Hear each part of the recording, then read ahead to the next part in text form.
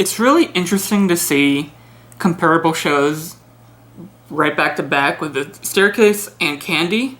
Pretty close and similar in not just tone, but subject matter of household murders.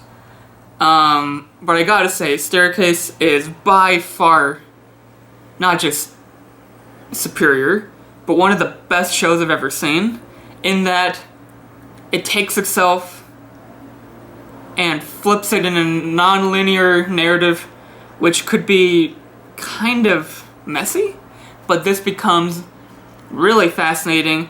And at first you're like, oh yeah, he did it.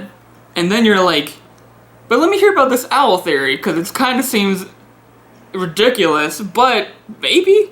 And then by the end of it, he practically smiles at the camera, winks, and you're like, oh no, he didn't. It makes you go back and forth because it's really well done. So the story is that a middle-aged woman named Kathleen Peterson was found dead at the body of her staircase at the end of it.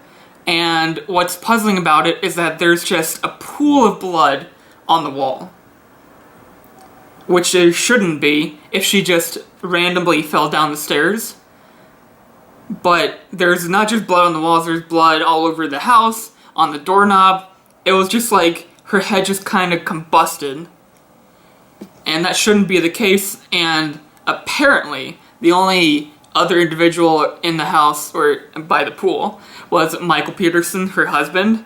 And the question is, did he do it, or why did he do it?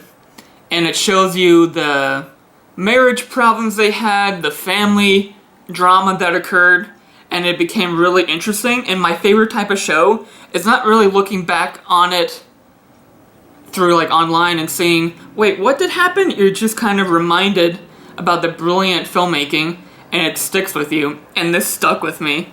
I thought Colin Firth was amazing. Toni Collette was even better, and she's the victim, and she was fantastic. The kids, I haven't seen Dane DeHaan in a long time. Sophie Turner was great. I loved it. It shows you the time of, I believe it was 2001, a couple months after 9/11, which plays a big factor in it, because there's a security of threat and issue kind of ominous in the background. It's looming all over. It's kind of smeared all over the show, and you feel it. And the theme song is amazing. They use these little miniatures and inside the model of the house, and it's so cool. I've never seen shadow work played out like that. It was one of those shows where you don't want to skip the theme song. I try not to, but you don't want to skip the theme song because it's actually a character in itself. It was great.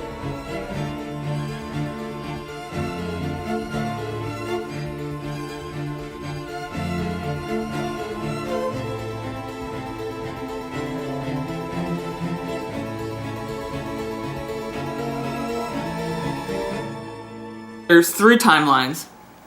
There is the 2001 timeline, and then it flash forwards to the first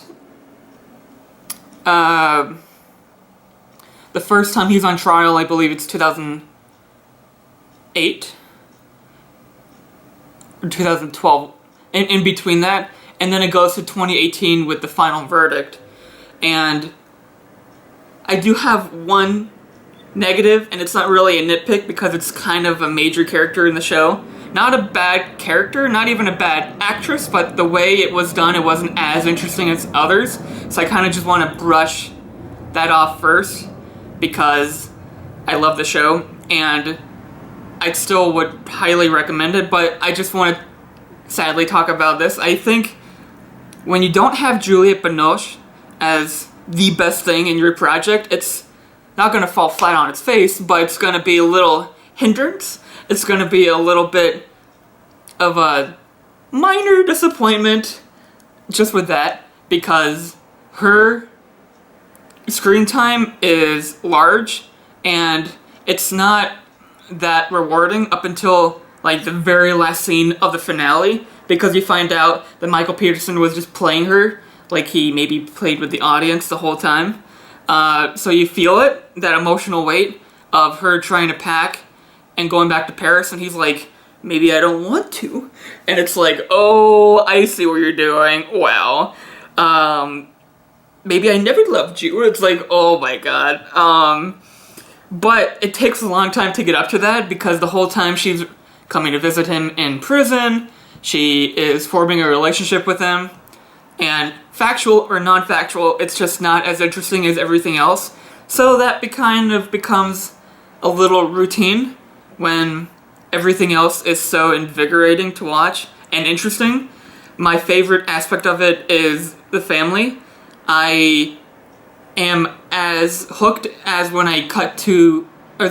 when a show cuts to the kids, and I'm invested in their journey. How the lead son, the older son, is starting off as protector of the family. He's watching after his dad, and then you slowly get to see it transition to the younger son, Dane DeHaan. Amazing.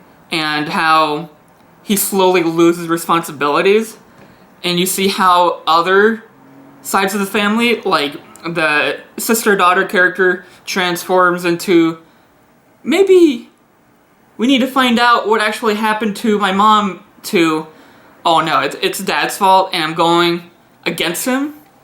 There's a lot of drama like that. God,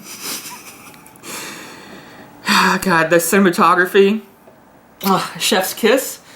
There's shots that blew my mind, honestly.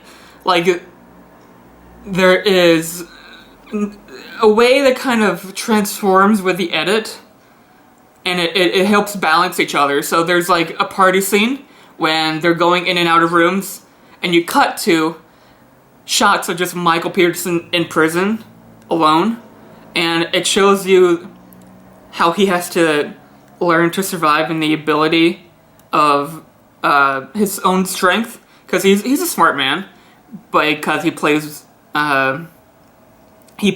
with other lives, really. He plays emotionally with his wife. He manipulates everyone in his life. It shows you his sexuality with other men and how that affects his family. And he's a liar. Straight up, he's a liar, because he lied in his interview about being involved with the army and how his writing has been affected by that. Yeah, it was fantastic. There's a great little, how do I say it?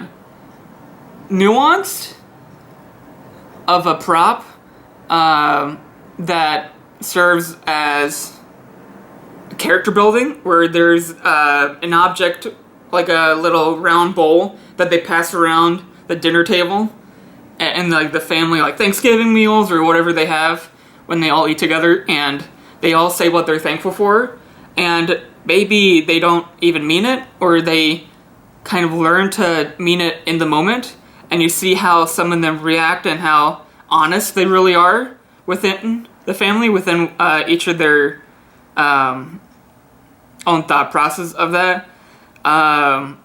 It was really interesting, and I've never seen a show sing Happy Birthday with it just being dead, quiet, silence in the room. It was the saddest Happy Birthday moment I've ever seen in my life, and it was gripping. It was amazing. Yeah, the only downfall is Juliette Binoche. Not even like a weak link, because I wouldn't take her out of the show, because you can't. It kind of moves around other pieces in the show, like other plot progressions, but I would find a way to make her character more interesting, because she's just not that developed. Yeah, it was great. I loved how it cut back through different timelines. It was fantastic. I can't recommend the show enough. I highly recommend that you watch it. I believe it's 9 episodes, and they're about an hour long each. And I don't think it should have been a movie. I'm glad it's a show, because it goes through different, not just timelines, but it goes through different stages of their life, too. It was great. I would give it a straight up A, honestly. One of the best things I've seen all year, and I think you would agree.